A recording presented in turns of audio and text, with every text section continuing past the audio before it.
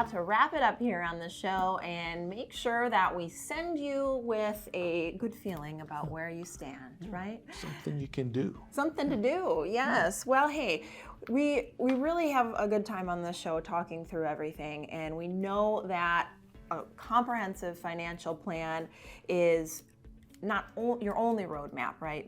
You want to have a plan that's stable, that's fulfilling your retirement needs, but there are some keys to helping you avoid making investment mistakes, which we've talked about, especially when you're in retirement and starting to make withdrawals.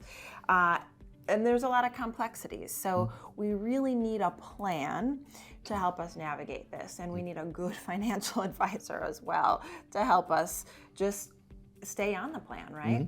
So let's discuss this. We've talked about the Revolutionary Wealth Review in many episodes and just the idea of going and getting one of these done. But let's share with our viewers, what does it actually mean? Right. What does it look like? If I'm a viewer and I'm watching and I'm like, wow, that Phil, he knows what he's talking about. I really, I'm understanding the concepts, and maybe I'm not sure if I'm doing things the way that I should be doing it. I'm gonna go have one of those. What does that look like? I want one of those. I want one of those Sure, reviews. but what is it? Yeah. Good point. So the Revolutionary Wealth Review. Well, the first thing, if you go to any doctor's office, right, you don't just walk in, Jess, and say, I'm here.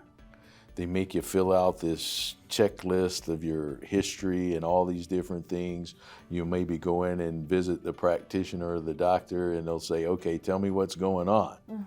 So the first thing we want to do is see what's going on. See what's going Now, on. maybe you've been saving and working on this thing for 50, 60 years of your life or something. So it's going to take a little bit to figure out what's going on and how we got to this point. There's a lot under the hood. So right? we're going to ask you to bring certain things in.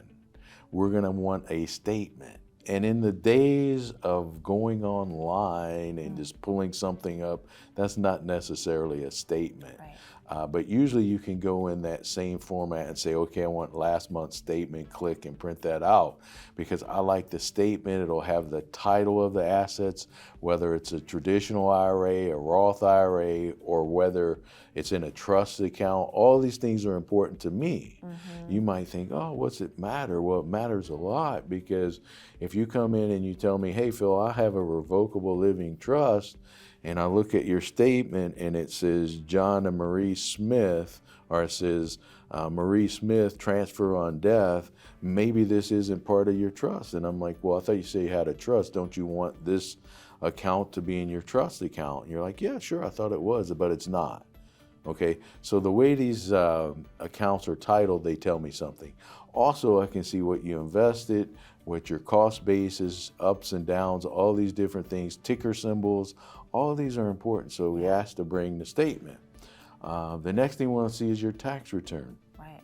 Why you need to see my tax return? Yeah, what is that telling you? What is that? It's going to tell me a lot. Yeah. But one, it's going to tell me how much you're taking out of your IRA. Yes. And it may be you're taking more than you need to out of your IRA, Right. which is taxable as ordinary income. So then maybe that tells me there's an opportunity for tax savings. The other thing, it may tell me on your capital gains bucket, it may tell me if you have a loss carry forward on some capital gains that we can use in some income planning and maybe get some of your income down to a zero. So that's a big thing. So there's a lot of things we can learn from that. So I say bring that as well. So we want to make sure you bring the right things in. But best of all, bring a good attitude. There you go. Okay, because I don't like being griped at. I didn't have anything to do with this. You came to me. You might not like the picture that is in front of you, but that's okay. There's a roadmap where they'll get you squared away and get you on a plan that makes more sense. And when you go in to have this conversation, there's a bowl of chocolate in the office. Oh, that'll soothe you, right? So the thing, you get your chocolate, you relax, you sit back. We're going to gather data in that first meeting, and then we're going to take it and put it through our computer programs, and then we're going to have a report for you all at no cost the second meeting.